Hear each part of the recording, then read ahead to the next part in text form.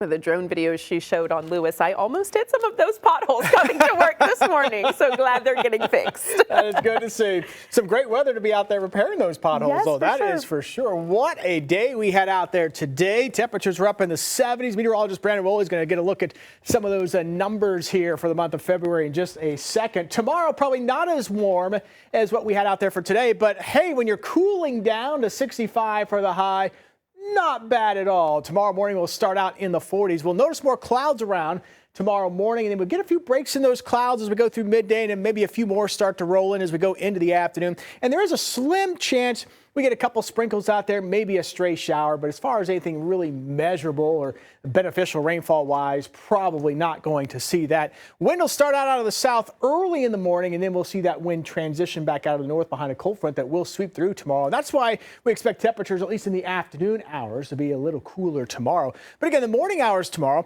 we'll have temperatures mostly into the 40s, maybe even a spot or two near 50 for those of you to the south tomorrow morning. Then those highs in the afternoon, once again, back up into the 60s. So a really nice day temperature-wise, just more clouds compared to today. But with all that sunshine today, those temperatures even got a little warmer than what we had out there yesterday. For more on those numbers and a look at what we can sometimes see through the month of February, meteorologist Brandon Woolley is breaking that down. And Brandon, what a day today.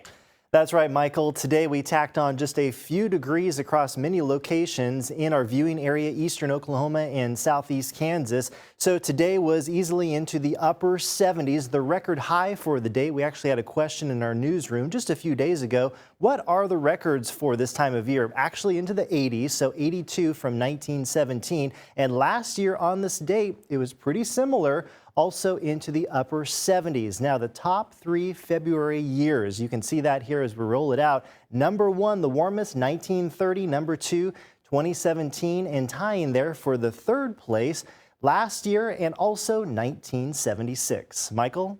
Yeah, probably not going to be up there in that record territory with the warmest February because of the cold that we've had. If you go back into last week, kind of evening some of those numbers out. But very warm start to the month and a very mild finish to the month as well. Here's what it looks like from Shangri-La Resort out at Grand Lake. Beautiful view here. How about that? A great evening to be out on the lake, actually, with those temperatures in the 70s.